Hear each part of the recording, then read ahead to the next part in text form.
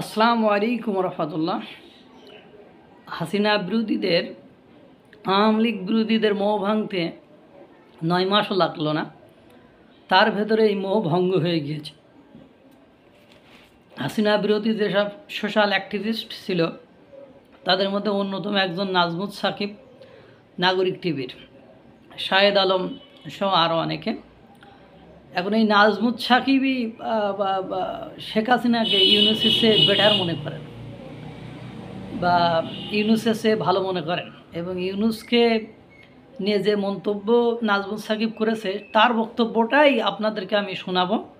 কারণ ব্যক্তিগতভাবে বললে হয়তো বসে নাজমুত সাকিব সে কথা বলেছে, বাংলাদেশে বসে এইসব কথা আপনারা বলতে পারবেন না, বললে আপনাদের মব জাস্টিসের শিকার হবেন, আপনারা বিবাদগ্রস্ত হবেন। তাই আমি আর নিজের কথা বলবো না, তার কথাটাই বলবো। নাজমুত সাকিব বলল, 5ই আগস্টের পরে ডক্টর ইউনুস ক্ষমতা গ্রহণের পরে ভাবছিলাম বিশ্ববরেণ্য ব্যক্তি ক্ষমতা গ্রহণ করেছে, এবার আমাদের ভাগ্য পরিবর্তন হয়ে যাবে, কিন্তু সে স্বপ্নগুলোকে তিনি ধূলিসাৎ করে দিলেন। তিনি যে পথে হাঁটছেন সেটি আমাদের খুব আতঙ্কিত করছে। প্রেস সচিব শফিকুল আলমের ফেসবুকে স্ট্যাটাস দিয়েছে, সেটি খুব আশঙ্কা সৃষ্টি করেছে। তিনি প্রথমে বলছিলেন, মানে ক্ষমতা গ্রহণের সময় প্রথমে বলছিলেন, আমি সাংবাদিকতা পেশার মানুষ, এই দায়িত্ব এখন পালন করছে, এই দায়িত্ব পালন শেষে আমি আর আমার পেশায় ফিরে যাব। আর মোহাম্মদ ইউনূসও কিন্তু একই কথা বলছিল, আমি আমার জগতে আবার ফিরে যাব। আজকে তিনি যে স্ট্যাটাস দিয়েছেন সেই স্ট্যাটাসে বলেছেন, আমার পেশায় ফিরে যাওয়ার মতো বাস্তবতা এখন আর নেই, এখানে আমাদের থাকতে হবে, দেশটাকে একেবারে গড়ে দিয়ে যেতে হবে। আওয়ামী লীগ যেন এখানে আর মাথা ছাড়া দিয়ে উঠতে না পারে। মানে রাজনীতিবিদ, উনি এখন পুরো দস্তুর রাজনীতিবিদ।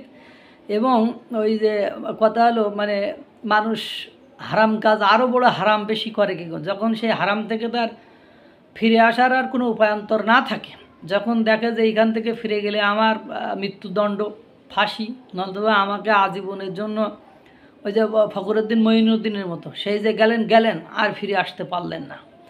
তা আমাদের অবস্থা ঠিক ওই রকম, আমরা যাব আর আমাদের ব্যাক করার কোনো সুযোগ নেই।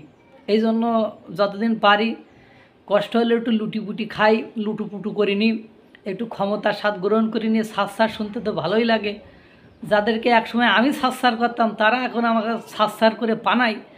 এই ক্ষমতার লোভ, এই ক্ষমতা তাকে পেয়ে বসেছে, এগুলো না করে আমরা যেতে পারবো না। বসায় আমরা জনগণরা বসিয়েছিলাম, মানে জনগণের নির্বাচিত প্রতিনিধির নিকট ক্ষমতা হস্তান্তর করে চলে যাবে ভেবে, আর এখন ক্ষমতা স্থায়ী করার আপ্রাণ চেষ্টা করছে, নানা ধরনের অবস্থা তৈরি করে অসীম ক্ষমতায়, মানে আজীবন ক্ষমতায় থাকার বন্দোবস্ত করার চেষ্টা করছেন। তাহলে হাসিনার কি সমস্যা ছিল? হাসিনার সাথে ইউনুসের কম্পেয়ার করলে ইউনুস হাসিনার চেয়ে 1 কাঠি 2 কাঠি 3 কাঠির উপরে। কিন্তু ডক্টর ইউনুসের সমালোচনা তো বাংলাদেশে বসে করতে পারবে না, তাহলে তো মব জাস্টিসের শিকার হবে। মিডিয়ার গায়ে স্বৈরাচারের দোষর ট্যাগ লাগিয়ে দিবেন আমাকে, তারপরে সেখানে যে মব ভায়োলেন্স করবেন, সেখানে যে জিয়াফত করবেন, এসবই করবেন। তো আমি নাজমুত সাকিব, আমাকে হাসিনার দালাল দোষর ট্যাগ মারো, আই ডোন্ট কেয়ার। প্রিয় শাহেদ ভাই নতুন ব্যবসা সম্পর্কে ইউনুসের একটা ভিডিও বানিয়েছে, সেই ভিডিওতে এর সাথে আমি, মানে শাহেদ ভাইয়ের সাথে আমি একমত। ইউনুসের আকাম কুকাম বা লোভ লালসা আমি জনগণের নিকট তুলে ধরতে চাই, যেটা জনগণের জানা দরকার, যেটা বাংলাদেশের গণমাধ্যম তুলে ধরতে পারবে না। বাংলাদেশে যে ডিজিটাল ওয়ালেট, এই ওয়ালেট সার্ভিসের পিএসপি পাওয়ার জন্য বাংলালিংক, রবি কোম্পানিগুলো শেখ হাসিনার আমলেই আবেদন করে রেখেছিল, এবং সেগুলো সেই ফাইলবন্দি অবস্থায় আছে। গ্রামীণ টেলিকমের আগেই এই আবেদনগুলো তারা করে রেখেছিল। ডক্টর ইউনুস ক্ষমতা লাভের পর সেই সেবা গ্রামীণ টেলিকমের নামে করে নিয়েছেন, অর্থাৎ ওই রবি কোম্পানি, তারপরে বাংলালিংক কোম্পানিকে গেট আউট করে দিয়েছেন। এবং এই সেবায় যে কত % লাভ, কী পরিমাণ মুনাফা হয় সেটা আপনাদের অবশ্যই কম বেশি জানা আছে। বাংলাদেশ ব্যাংক থেকে এই পিএসপি অনুমোদন পেয়ে গেছে, তাতে এতে প্রচুর মুনাফা লাভ হয়।